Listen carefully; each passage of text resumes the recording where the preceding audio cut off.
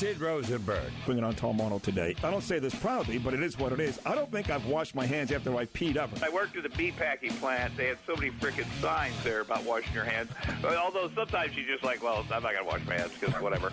There's people in there, I feel a little more pressure. Fair. And I will fair. stop there right. and do go through the motions. I've actually gone through the motions without even turning the water on. Pretending I had the water on and made the sound. Because I knew I didn't pee on my hands. Sid Rosenberg. Mornings only on 640 Sports. Univision anchorman Jorge Ramos disrupted a press conference held by Donald Trump. The media has not reported this story honestly. It all began when Mr. Ramos jumped the line and began asking Mr. Trump about his immigration policy when he had not been called upon. Trump had Ramos removed, correctly saying that he had no right to ask his questions without being recognized. It is every political candidate's right to regulate Q&A sessions, and if they don't, chaos will ensue. And that's what happened with Mr. Ramos. That being said, if Trump was avoiding Ramos, the anchorman does have a right to ambush him to try to get some answers to his questions, but that is a last resort. Donald Trump is suing Univision over it dropping his Miss Universe pageant, so obviously he's not a fan. However, Ramos was admitted to the press conference. Now, I believe Jorge, had he been more patient, would have gotten his answers from Trump because Donald does not usually avoid confrontation, as we all know. It looked like Mr. Ramos grandstanded the situation, hoping to generate publicity for himself. A few minutes after Jorge was removed, the Trump people brought him back. The Q&A began. Somebody on the other side of the border, a woman is getting ready to have a baby. She crosses the border for one day, has the baby. All of a sudden, for the next 80 years, hopefully longer, but for the next 80 years, we have to take care of the people. I don't think this, I don't think so. Excuse me, some of the greatest legal scholars, and I know some of the television scholars agree with you, but some of the great legal scholars agree that that's not true. That if you come across, excuse me, just one second. Babies, you're not answering, Mr. Trump. No, I am answering. If you come across for one day, and you have a baby, now the baby is going to be an American citizen. It's going to be tested. Anyway, okay? so the question is, how are you going to build a 1,900 miles wall? Very easy. I'm a builder. Well, that's easy. I build buildings in a 94. Can I tell you what's more complicated? What's more complicated is building a building that's 95 stories tall. But it's completely unnecessary. It's a waste of time and money.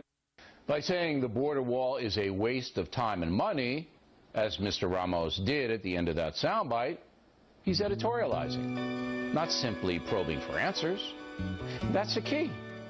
Jorge Ramos has now become an advocate for people who enter the USA illegally, and that has superseded his job as a journalist. My eyes of Georgia, oh, I never laid a hand on you. My eyes of Georgia, like a million miles away from me, you couldn't see how I adored you. So close and yet so far. Carried your books from Story about Frankie Valli, actually. In the New York Post this weekend, a book coming out, a 16-year-old girl. No, she's in, I don't know how old she is now, but she claims that she used to go see Frankie Valli when she was a kid. It's like a Jerry Lee Lewis story with her mother. Her mother loved Frankie Valli. She loved Frankie Valli. And eventually, she started going to concerts alone. And one night, I think she was 15 or 16, after the concert where her mother dropped her off at the concert, Frankie Valli became friendly with the mother, too. It's like, don't worry, I'll take care of your daughter. And I guess he drove her to a hotel or a motel after the Four Seasons concert, and he had sex with her. And he took her virginity. And she said it was the worst. She said it was like a cold and dark, and she said I'd never seen a penis before, and oh, geez, never experienced something like this before. She goes, it was so awful, that experience. And it ended up happening a lot more. I believe they carried on like a couple decades, that relationship. I didn't read the whole thing. You know, when I start to read the stuff and it starts to make me sick, I stop reading it. But it's just ironic you played that song. I didn't ask for it. And Frankie Valli was in the New York Post on Sunday. More importantly, that was Bill O'Reilly talking about this clown, Jorge Ramos, who, of course, is a celebrity, a star, being celebrity, what's what I'm looking for? Celebrated on CNN and MSNBC and all the liberal media outlets. What a great job he did. He didn't back down to Donald Trump. He's an idiot. He opened his mouth when he shouldn't have. He ambushed Donald Trump when Donald Trump was going to give that man every opportunity to ask his stupid agenda-driven questions, but he couldn't wait for everybody else. There was nothing good about it, nothing cool about it. That's not good. First of all, he's not a journalist, because if you are, you report, you don't opine, which obviously this guy was doing. Now, to really show you what a louse this guy is and how he's got zero, and I mean zero credibility, if you didn't know this before, not only did Jorge Ramos go in and absolutely ambush Donald Trump, and even when Donald brought him back in the room and gave him 5 minutes, he still didn't shut the F up. We find out Jorge Ramos's daughter works for who? Hillary Clinton. That's exactly right. Wow. You want to talk about a guy with an agenda. Here he is ambushing Donald Trump. Seriously, right in the middle of the press conference, just getting up when they had not gone to the reporters yet and firing questions at him. Removed from the room, allowed back in the room, where again he talked over Donald Trump for 5 minutes, and you find out his daughter works for Hillary Clinton. What an asshole, huh? Seriously. No, seriously, he is. Yeah. And it's even worse that Fox gives him a platform. CNN's one thing, MSNBC does another. He was on with Hannity last week, and he talked over Sean Hannity for 5 minutes. Sean, we played it yesterday. It was brutal to listen to. And they all invited him back yesterday. O'Reilly invited him back, Hannity invited him back. And really, as I told you, on a day where that awful shooting went down in Virginia, that tragedy, where 24-year-old Angela, I forgot her last name already. The whole thing upsets the hell out of me. 24-year-old Allison Parker. Allison Parker and 27-year-old Adam Ward were both tragically and murdered for no reason other than you had some racist piece of garbage with some angry guy out there looking to exact revenge for what I don't know. And on that day when I was fishing around all these stations looking for more coverage of that, every show I stopped on, Rush Limbaugh, Sean Hannity, they're all talking about something else, mostly Ramos and Donald Trump, which I didn't find all that interesting, to be honest. I really didn't. I mean, I get it. He's a liberal, I guess, journalist, I guess you can call him that, a Univision, who has a bone to pick with Donald, and Donald pretty much ate his ass for lunch. Open and closed case. That's it. It's over. See ya. No reason to bring this guy. It wasn't on even to close. talk It was a 30-second knockout. It wasn't a brawl. It wasn't a fight. It was Bernard McGurk and me. I took a beating for 3 rounds. I got concussed with a broken nose. Andrea's outside. Andrea Ocampo. She's leaving us. Is she? Yeah, she's going to work for the Panthers. I'm happy for her. She wanted to do that. They've been great to her. She's great with the organization. She does a great job at every single home game. Every Panther fan loves her. Got a bunch of lecherous, perverted, creepy guys on Twitter that will do anything to bang her, anything, and they're all over her. But she belongs with the Panthers because she does a great job, and they love her there. They all love her, every one of them, and I'm happy for her. So good for her. Her fear of Elizabeth fighting her every single day is now over. Now she has a real job and gets to move on. Posner, what's going on, pal? What's up, Sidney Lowe?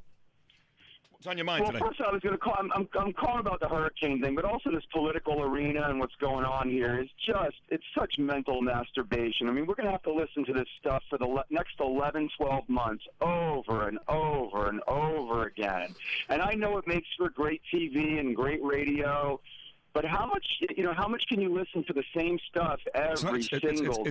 It's not the same stuff. Sports is the same stuff every single day. Different outcome of a game, different score of a game. That's the same stuff every day. That's repetitive and nonsense, not this stuff. So I couldn't disagree with you more. Thank God for Donald Trump. Thank God for this election, because there are new storylines, new stories, same folks, yes, but there's different stuff every single day. A lot more interesting than sports. Yeah, but it's still the same. Okay, it's still about immigration. It's still about foreign policy, what's going to happen there. It's still about the world economy, the global economy. It's still about the Chinese. Oh, yeah, these are the things what's happening. What do you want them to talk about? What's your point? I don't get it. These are the issues. The point is that we're going to listen to it for the next 11 months. The Democrats are completely disorganized right now. And I mean, Donald really could run away with this whole thing. I mean, I like what he's saying. And look, it's fresh blood, and I think that he's got a good thing going here. I just hope that he stays the course. What doesn't matter if he stays the course. So he has proven if he doesn't stay the course, and I'm with you. Believe me, I understand what you're saying. But he has proven if he doesn't stay the course, it doesn't matter. It doesn't matter whether he offends Mexicans or African Americans or POWs or women. It doesn't matter whether he says something that is completely unpresidential. His numbers have gone up. He's now over 40%. So the idea that we hope he stays course, at some point he has to get more presidential. At some point he's going to have to answer questions in very concise fashion. All that nonsense we've been told for a month, at some point he's going to fizzle out. None of it makes any sense at this point. If Donald Trump just is Donald Trump himself, he's going to win by a wide margin. That's the bottom line.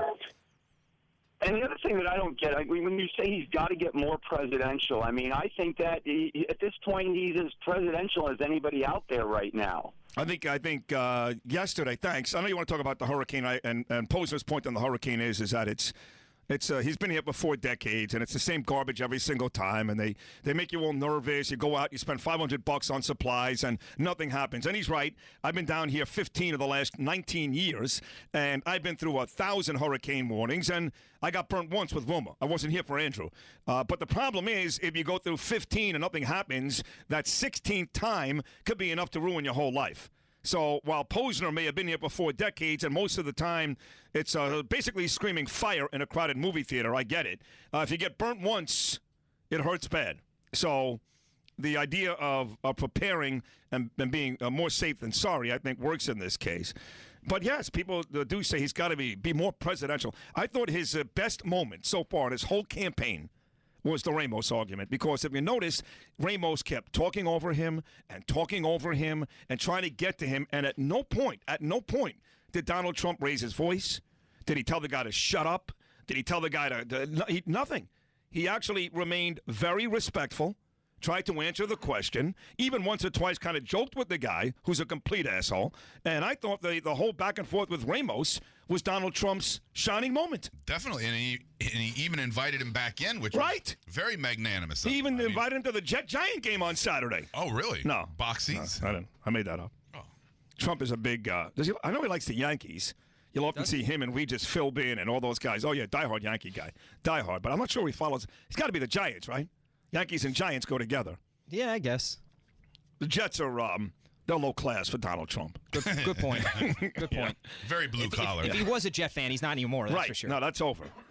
Chris Shern, of course, is one of my favorite kids up in New York. Kids. He's an adult. I shouldn't say that, but he does a great job on the Yes Network. You know Chris, right? I know who he is, yeah. Yeah, on the Yes Network, and he absolutely. does the pregame for the Yankees and the postgame. If you watch Mike Francesa on, if you used to watch Francesa on Yes, before they booted him off for Michael Kay, you used to see Chris on that show all the time, and he's a talented kid, but Chris has this... he wants to be doing what we're doing, basically. He loves baseball. He loves the Yankees. He knows the New York sports scene as well as Joe Beningo, Evan Roberts, any one of those guys. But given the opportunity to put on a show like we do every single day, he would do it in a heartbeat. He remains very interested in news and politics, and he's a very sharp guy. We have a lot of very good Twitter conversations as well. And he wants to chime in on what happened yesterday in Virginia. So from the Yes Network, it's my buddy Chris. What's going on, partner? Sydney, how are you, brother? I am okay. It's been a bit of a solemn show, I think. I mean, we did have Kim Jones on talking Jets and Giants, and we had the weather guy on talking about the hurricane. So we've delved into other topics. The Mets win again, Yankees lose again, but most of the show has been about Virginia. It's been, obviously, as you would imagine, solemn. Yeah, I mean, I've been doing this. I'm a little scared to admit it. I've been doing it for 2 decades now, and I've been out on these live shots, and I don't think people really understand how vulnerable these people are. And you've heard so many. I read so many things. I cannot get away from it. Yeah. I just feel so close to the story. You know how I know that? I know that because while you remain interested in most of the topics I discuss, and you're one of my favorite Twitter and Facebook guys, and you're always very, very nice to me. For you to actually text me and say, "Oh, my God, I wish I was on the air today because it bothered you and hit you that hard yesterday." And I said, listen, call in tomorrow because I knew that you had something to say. I was I was hopped up on 5-hour energy, and I was at the gym, so I was raring to go at that moment. So, but it just, it takes you back to the days where you used to do this stuff, and you see people walk up to these live shots all the time, and now this is the definition of, you really can't trust anyone. The person who might have been 10 years ago coming up, hey, just to say hello or just watch what's going on, might be the same person that's going to pull a gun. And it's getting unbelievable that people can't do their jobs without fearing for their lives. I don't know what the hell is going on. But the only thing I would say is this, Chris, in terms of trying to soothe some of your concern and panic, because I do agree with you for the most part. If this guy had just been a random guy who decided, you know what, I hate the media, whether they were discussing Donald Trump and maybe immigration, and this guy, well, like the liberal media first thought, by the way, was just going to go out there and kill media people, then I would say, oh, my God, I would understand widespread panic amongst guys like you. But this guy had a hard-on for those specific people. He had a vendetta for that station. So, I completely understand, but I'm putting it in a broader scope. But your point is well taken. And the other thing that really agitates me is that every time something like this happens, you go back to that psychopath Dylan Roof in South Carolina and what he did. I don't need to see their pictures. Yeah. I don't need to hear their story. I mean, they are part of the story, but I don't need to see their pictures. I don't need to see the cover of the New York Daily News with the still of the gun right before it's about to shoot this woman, Allison Parker, live on the air. And Adam Ward, who's a camera guy who has his camera on his shoulder, who has no way to defend himself. I mean, this was a true definition of a freaking coward in every sense of the word. Yeah. Every sense of that I actually word. put up. I'm still shaking today because of this. I actually put up a Facebook post after the Roof thing, which you did like at the time, and Twitter as well. And I know you're in agreement because you just said it. And that is that what upsets me, just like you, is that Dylan Roof killed 9 people that day in that church in South Carolina, and I couldn't tell you one name of the 9 that died, but I know Dylan Roof's name. I know Muhammad Atta's name. I don't know one name of the 3,000 that died in the World Trade Center that day. Now, we know these names now yesterday because they were 2 kids, and it's very fresh. But what is really frustrating and sickening is that the media can't, instead of just reporting the story once, give us the name once, we know who the guy is, but what happens is we spend days and days breaking down the guy, not Allison Parker, not Adam Ward, the guy, where he's from, why he did it, what his motive was. And I'm with you. The media needs to find a way to minimize the amount of attention we give to the murderers here and spend more time on the victims. I want to throw something out there, and this is, a tangent. It's kind of way off, but I was doing play-by-play for women's Big East basketball. I was out in Chicago. I was in a hotel, and I go into the hotel gift shop because I wanted to bring something back for my kids. And all throughout that gift shop, Al Capone shirts, Al Capone mugs, Al Capone this, Al Capone that. Not one Elliot Ness thing. But there was a ton of Al Capone stuff. Yeah. That's pretty funny. I mean, what? Yeah, that's pretty funny, but you're right. This is what we do. We glorify the demons, the excrement of Satan that carries this stuff out. But we don't build up the people that are the victims, or maybe take a look at the Americans and the British soldier who thwarted the guy on the French train. I mean, we praise them, but we'll never hear their names again. By the way, we didn't even praise them. I want to remind you and everybody else that the French praised them. Your president, Barack Obama, has not said Obama has not said a goddamn word yet about those guys. He's bitching about gun control. I should have clarified. No, but that's but you're right. Gave them the highest medal that they have out there. But not us. Our own president has not congratulated these kids. And look, whether you're talking about Al Capone in the gift shop, Jimmy Gandolfini when he played Tony Soprano, everybody loved him. Right. Ray Donovan, everybody loves him. These are scumbags. These are murderers and killers. And guys sit at home and love them, and women sit at home and masturbate over these guys. And they're lowlives. They're scumbags. They're killers. So your point is, that's our country. That's what we do. That's what we do. You're right. We don't talk about the good. We glorify the bad. That's all we do. That's what we do. And it's sad that this guy and about these manifestos that all of a sudden like kind of pop up either now, during, and after these things happen. You have that psychopath that was just convicted out there in Colorado for the movie theater shooting, and now this guy. And I really wish. Now, I know it's also part of the news story, and I have a news background in me. I worked at MSNBC. That's where I started my career. And I know you have to put it out there, but things like this moving forward, I really think people want to amend the Constitution. People want to amend certain things in life. I think it's time we start to amend the way we deal with these tragedies. We focus on the victims. We talk about the victims. We don't glorify manifestos that are written by crazy people. I'm sorry. I cannot take this anymore. A stand has to be made. People have to start being held accountable. And Sid, you know as well as anybody, these generations coming up right now, they know nothing, capital NOTHING, nothing about accountability and taking responsibility for their actions. Well, listen, look at our president. Look at our government right now. They're teaching them that. Hillary Clinton, who wants to distance herself from Benghazi. In the meantime, 4 people died on her watch. You bet your ass it was her fault. Bottom line, she wasn't there, and she couldn't protect them herself. But under her watch, no different than a football coach who goes 2-14. That guy gets fired. That is analogous. I hate to tell you, folks. It's the same exact thing. Well, here's the thing, Chris. She's a female John Gotti, Sid. That's all she is. She's Teflon. No, you're exactly right. She is. Well, we'll see. Maybe she's not. But here's what you have to do. Because now you've come on, and you're a good friend of mine. I love you, and I think you're a very talented guy. In fact, I think you're wasting your talent, but that's fine. You should be doing more important. No, I'm being serious, because you're at the Yes Network. You're talking Yankee baseball. Don't get me wrong, that's great. But you've got a news background, as you just mentioned. You are, in fact, up to date on all the big-time stories. You've got a great opinion. You're well-spoken. You're articulate. You need to get out of baseball and go back to news and help form this future for kids today, so that in 10 years they know what's going on. We need young guys like you to get back into the news field. Forget about baseball. Well, you brought up September 11th, and unfortunately, I did know someone in those buildings. One of my friends from high school passed away. The guy that was actually my inspiration to get into broadcasting passed away. He was in the North Tower, and he lost his life.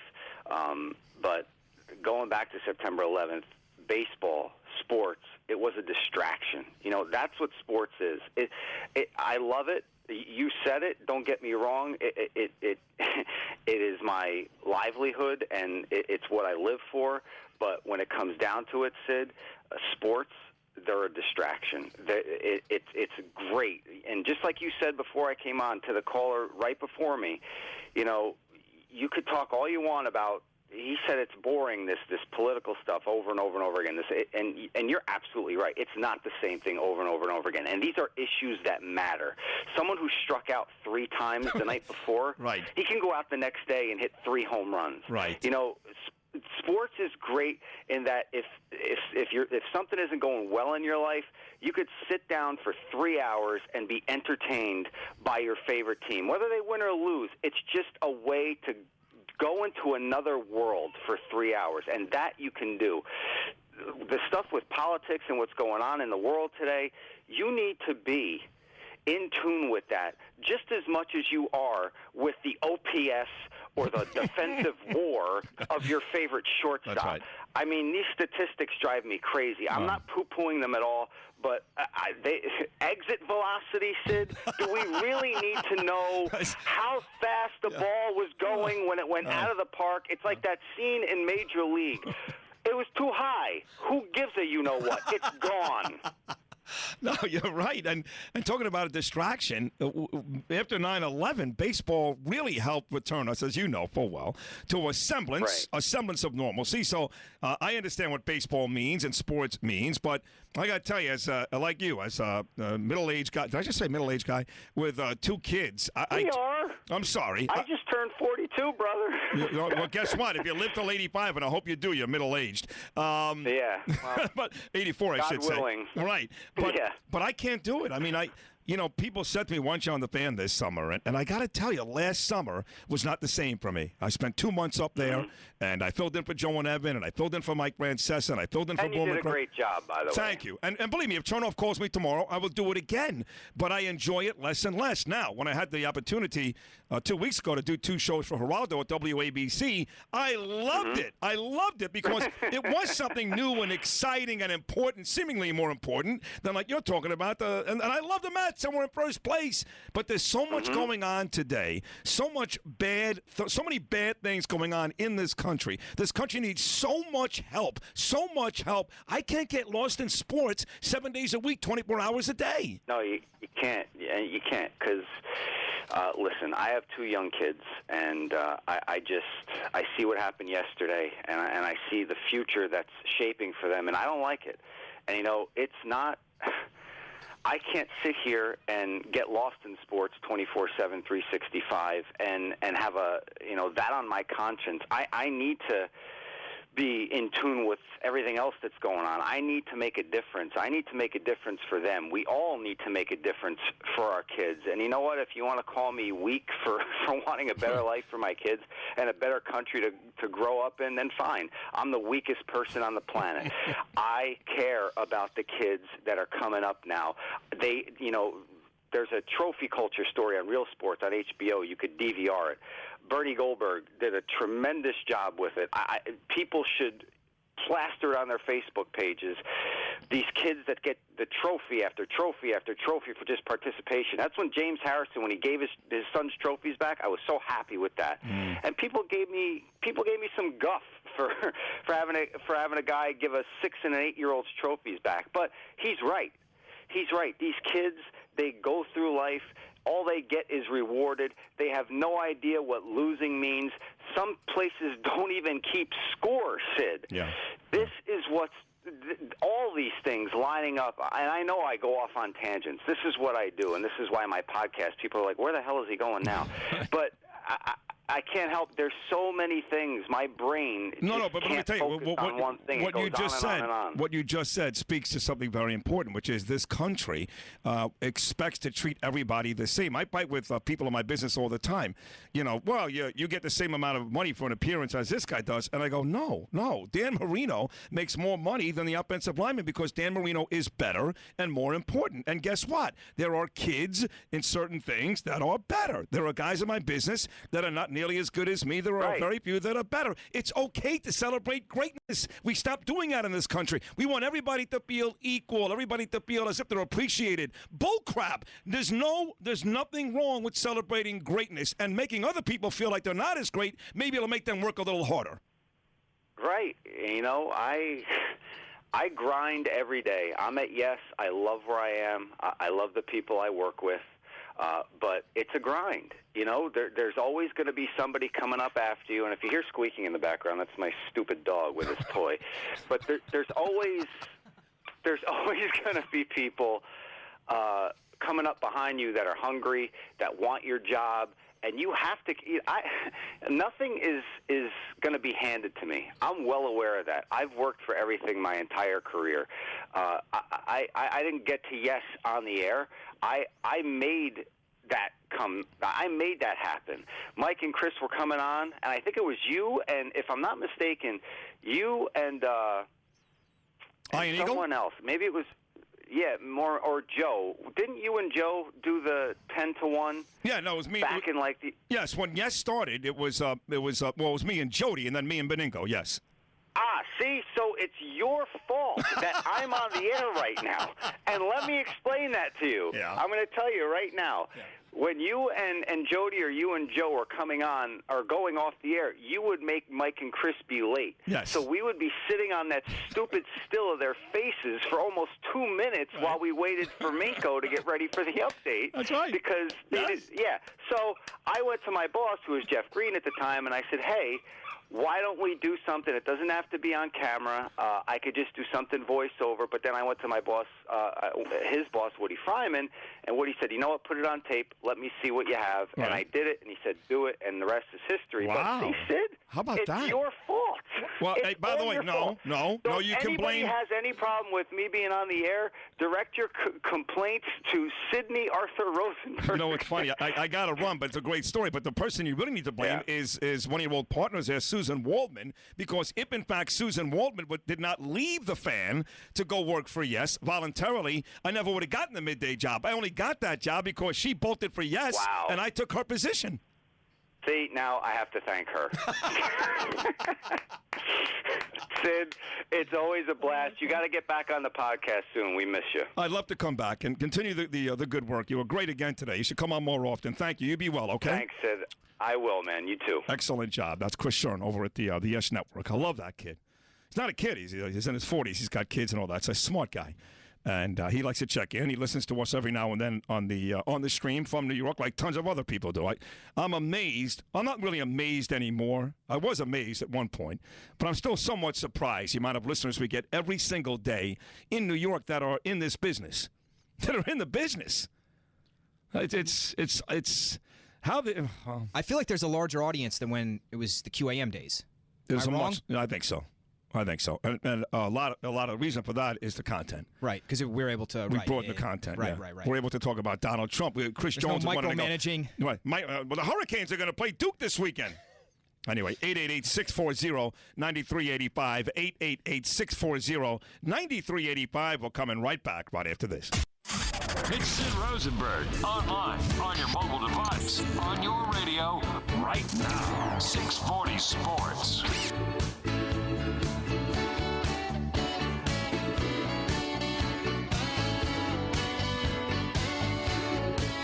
Well, just look at that girl with the lights coming up in her eyes.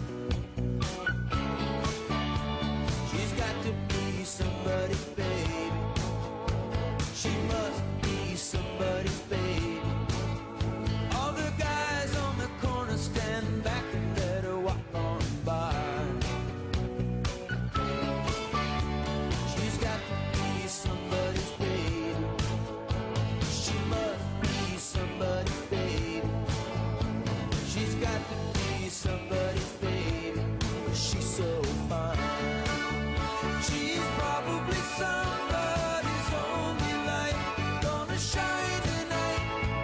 Yeah, she's probably somebody's baby. Alright. I heard her Got to run out of here at 10 o'clock. I've got a lunch date with Sales at Shane's Rib Shack. You going to eat there? I don't know, man. I got a 12:15 arms workout with Katie Bartlett at Busybody with Larkin and Tommy Donardo, so I don't know. But Sales is doing a better job here. They did sell the, you may have heard, 3 spots a day, which is good money, for the big fight night at Seminole Hard Rock. They did bring in PC Professor, this rib place. I guess we start that on Monday. FanDuel is back next week, so all the promises made to me by Elizabeth and Leo and Pat Mullen and all these folks about Sales picking up, that is happening. So I am happy about that. I don't know if I want to eat, though. I had not gone to a rib place. I used to like Lucille's, of course, in Boca. Stewie Dewey's. But Stewie Dewey's my guy. Yeah. But I hear that Shane's Rib Shack is great. It's over there by the Hooters, on Glades Road, that little shopping center there. It's got Nick's seafood Italian restaurant. It's got the cigar bar, the Prime Cigar Bar. It's got Hooters, and I guess this Shane's place. I've heard good things about it. I heard good things too. So. I've for my prize for being the lowest scoring team, in which goes right back to Chris Shern's conversation. Why do they give every kid a trophy? And you guys came in last and got a prize. Well, that's nice. And it's a $50, so I got $50 worth of food coming to me from Shane. So I can't wait to try it.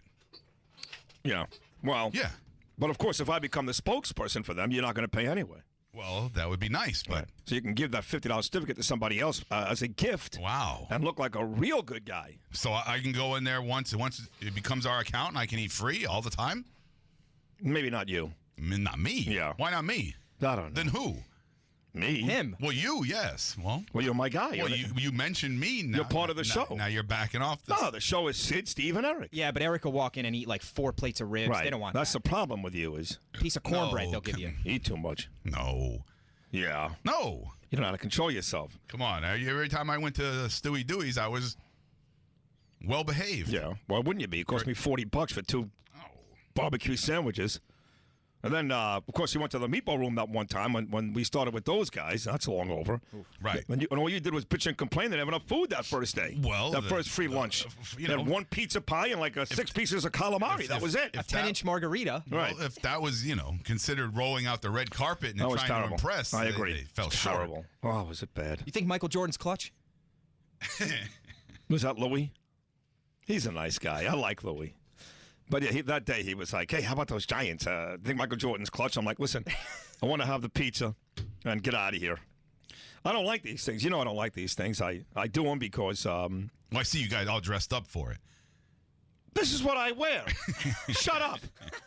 You must have forgot you had an appointment today. That's part of my TV thing is that when I do TV, which I've done a lot of in the past and will do a lot of in the future, which I'll have more details on that. You have to wear like nice things, and I hate that. No, you were dressed up when you filled in for Geraldo, weren't you? Well, if you consider a pair of jeans and a button-down shirt dressed up, then I guess I was. Well, compared to what you wear in here, I wear shorts in it. I got to be. It's 4 o'clock in the morning when I leave my house. I'm tired. And it is like 150 degrees when we walk out of this place. And it's also 30 below when you walk in. It's Yes. the same thing every. Yeah. It's probably why I'm sick. Is I walk in, I'm freezing. Yes. Oh, and then by guys. 8 o'clock, I'm sweating. And then finally, and then when you walk outside, we almost die. It's oppressive. Finally, we're in a studio that has air conditioning, and it's too cold. It's a freezer, not an air conditioning. A climate unit. meant for a human being, not a sweatshop like the old place. And you guys complain. Too cold. It's comfortable. It's too cold. It's not comfortable. What are I'm you freezing. I'm freezing until the sun comes up every single morning. Well, thank God it's overcast today, or else it would already be hot. This place heats up like an atrium. Oh, it does do that. The glass windows, it's like a greenhouse in there. Well, I don't get dressed up because they tell you. I remember one time, it may have been Julie Marley who said, or maybe Linda Stein. They're like, hey, could you put on? No, it was a guy. Could you put on a pair of slacks? I go, no, it's not what I do.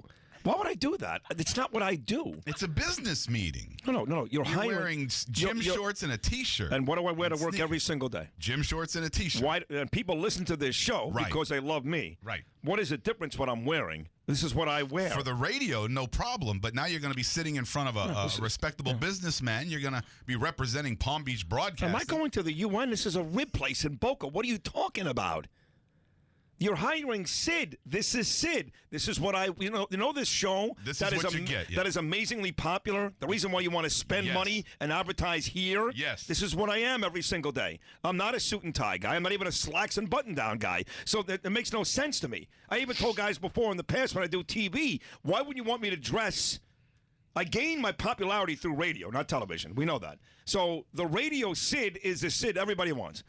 Why not have that guy than the guy who all of a sudden now because there's a camera, I'm wearing a button-down shirt or a jacket? Well, it doesn't change the content. It doesn't change. Yes, it does. It changes everything. It changes everything. It changes everything. It changes how you think and how you speak. And 100%. Really, I should walk onto the set of all these things and to all these meetings and wear a Citizen shirt and a pair of shorts. So if we're ever on TV in the future, this is how you're going on?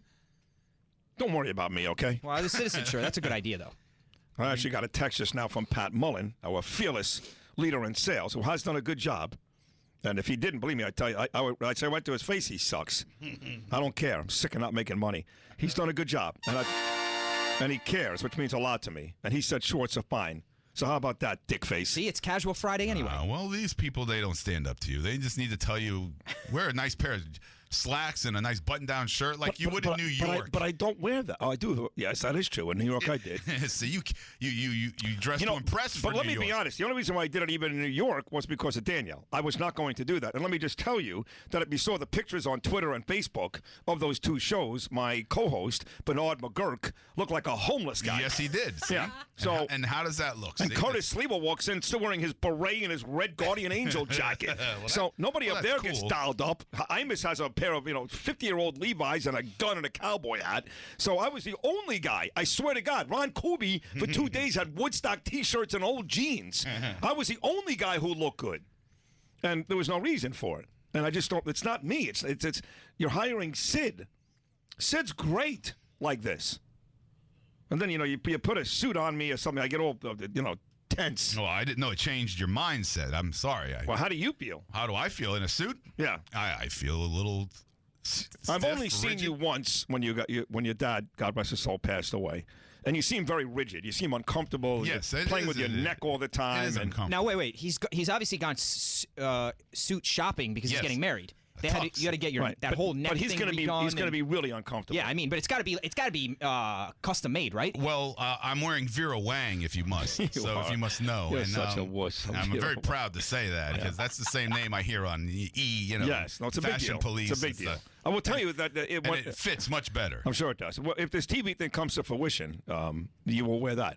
Wear what? What you're wearing right now. Right now, really? That's This the Eric is it? That's the Eric Langell I know. Well, that's true. Unfortunately, it is true. Why is that unfortunate, though? No, this is me, yes. That's you. So I would love to wear this. Doesn't make you any less professional than a guy who wears a suit and tie every single day.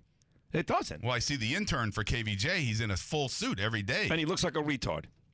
Yes, he does. Yes. Seriously. You got a bunch of Billy Adams is wearing jeans and a ratty T-shirt. Jen Ross, shorts and a ratty T-shirt. Whatever this guy's name is, hobo or something. He's homeless. And then you got a guy who comes every single day, an intern, and he's wearing like a button-down shirt, and he looks silly. That's not this business. It's not. I'm sorry. So, I agree. then what are you busting my balls for? I just. How do you agree? But it's like a relationship. You agree, but you're fighting with me. It's with Stevens. He's a nut job. Hope you heard that. He lost a lot of weight. Yeah, I could tell. He's ready to do swimsuit commercials. Stop. You know, You listen- should dress like Rich. Yeah. Well, he wears the same thing every day. He wears a golf shirt that looks like he got it when he was like 1980 from that came with a box of cereal and jeans. That's it.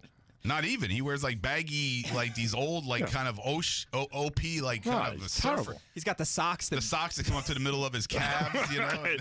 That's the worst look He pulls ever. his I tell him, pull your socks down, Rich. Yeah, right. Jesus. Buy a pair of ankle socks or Right. something. Yeah. Oh, my God. Look, I don't even like it. We've been over this before.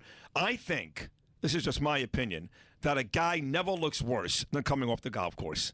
You show me a guy with like a pair of nice shorts and the stupid button-down, fancy short-sleeve T-shirt and his stupid sunglasses connected to his hat, and that guy to me looks like a dick with ears. And the shirt's tucked in to make it even worse. And the shirt is You these always- fat guys with a shirt tucked in. You always attack Gensky like this. No, I it's don't I like wasn't it. talking about Gensky. You think Gensky's the only guy that? Well, yeah, he's part of it. He is. Chris Russo dresses like that. And how does he look? Yeah. When we're on Radio Row at the Super Bowl or at a big boxing event, he walks in like that. What do you say? He goes, he goes to me, what's wrong with that guy? Swear to God. I said, look what he's wearing. Right. It looks stupid. It doesn't look good. Oh, you just because you don't play golf. No, you look good with your. Well, anybody who wears his own face and his own name, I get it. It is odd. I admit that. Okay.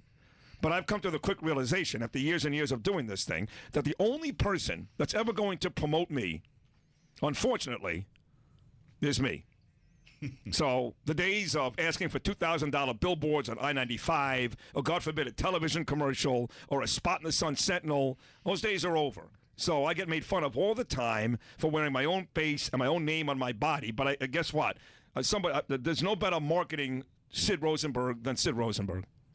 And that's what I've decided to do. So I know it doesn't look good, but at least I admit it. See, that's the difference. See, I admit George Bush's second term sucked. Find me a liberal who will admit that Barack Obama's second term sucked. It ain't going to happen. I admit I look stupid when I wear my own gear. Find me a golfer that's going to admit when he walks off the course, he doesn't look like a dickhead. That's the difference. See, I admit all this stuff. Nah, you don't look stupid when you're honest. I've never once thought that. Yeah, but Why, look 'cause at got your you. own I mean, t-shirt I on? love you, but you're not exactly Joseph Abboud either. No, I'm not. I'm sticking up for you. Why are you taking shots at me? Well, I don't know. It's not like I said, it's not like you. When was the last time you put on a decent suit? I went to a wedding in Jacksonville a few weeks ago. Yeah, I saw you. I look nice in it. Fine. Was the suit decent? Yeah, it's all right. Fine.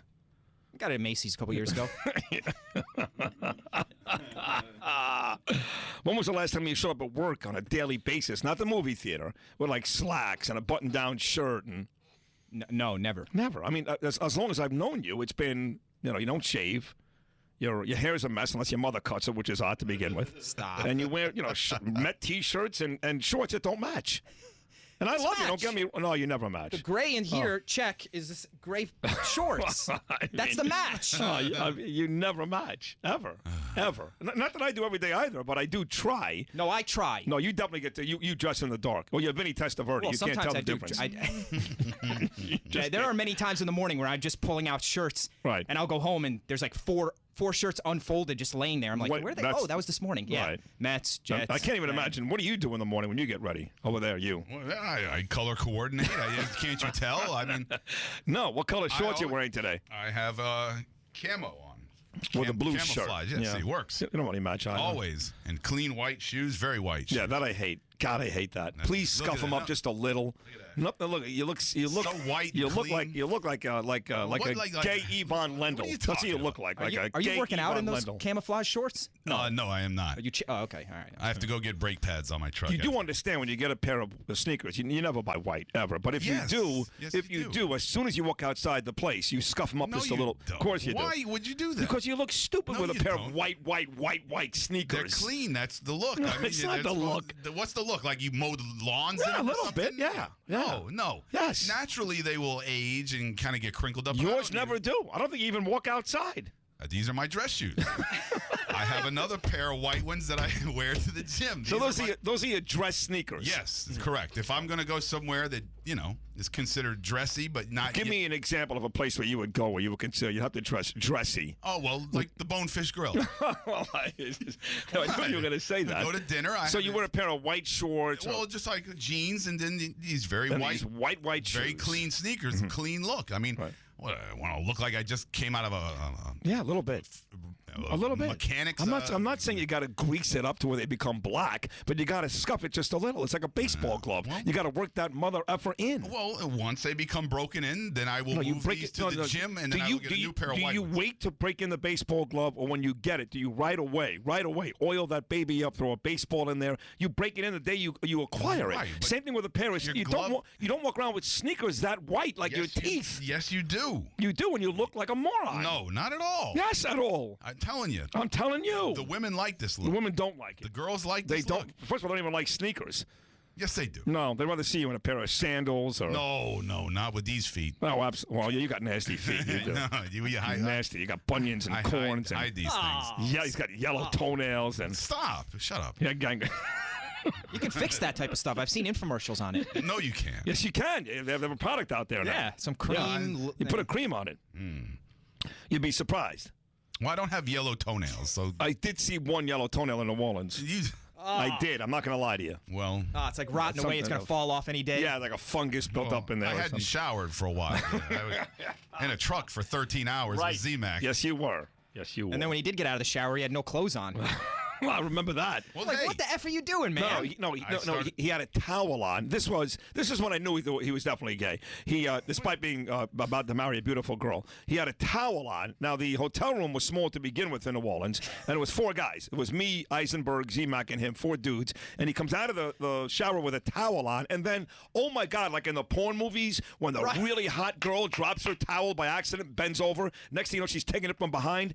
He drops his towel. Who drops his towel in front of 3 guys? Who does that? I didn't drop it. I was very comfortable at the time. I started to feel at home. Yeah. And I just dropped it. I opened my towel. Right. And there it was, a 3-piece suit and everything right in front of me. I was facing Z-Mac, yes. Yeah. I was like, what the? And he goes, oh, my bad. You ain't into that? And I'm like, what the? Ain't into that? Ain't into what?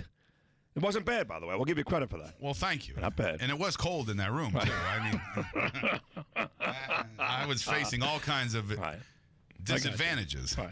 And, of course, you were sleeping with Z-Mac, too. So well, that does nothing. A fully clothed Steve Z-Mac. Yeah, after that, anyone would be fully clothed. Oh, now that I think about it, we kept making fun of Z-Mac for going to bed with jeans and sweatshirts. And after you drop your towel, maybe that was why. You ever think about that? No, I didn't think about that. No. And then he goes to sleep with no shirt on. Yeah. Did you ever? No. Well, what the hell? I mean, you're the one sleeping fully clothed. I gotta get comfortable. Absolutely. Get hot. I'm with Lengel on that. Yeah. My God. Yeah. I can't have shirts on when I go to bed. When I go to bed at night. No, I normally don't. But if the guy gets out of the shower and takes his towel off, I know Stevens talked about this last week. There's lots of guys who actually get completely undressed when they make a duty. Here in the building. Yeah, they'll go into the store, they'll make a duty and get completely undressed. I don't do that. No, that's a little too much work. Yeah. Well, my son, he can't figure it out yet. He's only 6.5 years old. So when he makes a pee-pee, he stands at the urinal and he takes his shorts and his underwear down to his ankles, basically. Uh-oh. So he's standing there bare ass at the urinal. I keep telling him, Gabe, just kind of take your little thing out of the shorts there and get it done without getting half naked. But he's not there yet. Well, but he's time. only 6. You got grown men in this building that make a duty and they get completely undressed. Yeah, well, they're probably wearing suits, see? That's why they shouldn't wear suits. See, and they probably don't. They got jackets and long Stupid. dress shirts For and what? belts and. Walk into the bathroom, there's clothes hanging everywhere. Used to work with this guy, Rick Hines, over in Pompano, who I happened to miss and was very good to you and I specifically. And, Yes. and you'd be in a place with like 7 people. The most amount of people ever in that building at once was about 7. And 5 of them were people that literally should be locked up, to be honest with you. And you had us. This guy was showing up at work with a shirt and tie every day. Who the hell was he trying to impress? That's a great point. Why did he do that? He's just very professional. Yeah, it's Not even that. Towards the end, there was like 3 of us in the building. right. It was just the 3 of us. And here he would comes still have a Rick shirt Hines tie. walks in like he's about to host the E channel. And then he goes into a room that we never see him again. Yeah, it was odd. All right, we got to wrap it up. We have to go because Dan Patrick is coming up next, and Leo likes him for some reason. I don't know why. I've tried. I listened again 2 days ago to Dan, and I like Dan. Dan and I are friendly. No, I know, Very. I know. He's great to me, and I think he's great on TV. But his radio show is awful. It just is. I like Colin more. I like Colin. Yeah, Colin's pretty good. That'll do it. A great show today. I want to thank all of our guests. Lionel was great today. Johnny Cardillo, Tamara Holder, Kim Jones, the great meteorologist Dennis Felchin, and Chris Shern from the Yes Network as well. All those guys were terrific. Certainly want to thank you guys. Steve Zemak, as always, excellent work. Eric Langell, great job. Thank you. Ricky Balufe, nice job. Nice and job, Ricky. who's on tomorrow? Sergeant Bartlett. Bartlett. Yeah. That's a big deal. That's a great guest. He'll be great guest. telling us why the Iran deal is awful and Right. what his experience in Iraq when they got bombed by Iranians. Blew half his face off. Yeah, and killed a lot of his I know. comrades. Yeah, he's a great guest. Chuck Todd is on tomorrow, Chuck too. Todd. Maybe Jason Stark, waiting on his schedule. ESPN Baseball. Very good. So we'll have a big show coming up tomorrow. Until then, everybody, God willing, 6 a.m. tomorrow. Enjoy yourselves. Have a blessed Thursday from all of us to all of you. Until tomorrow, peace. Without exemption.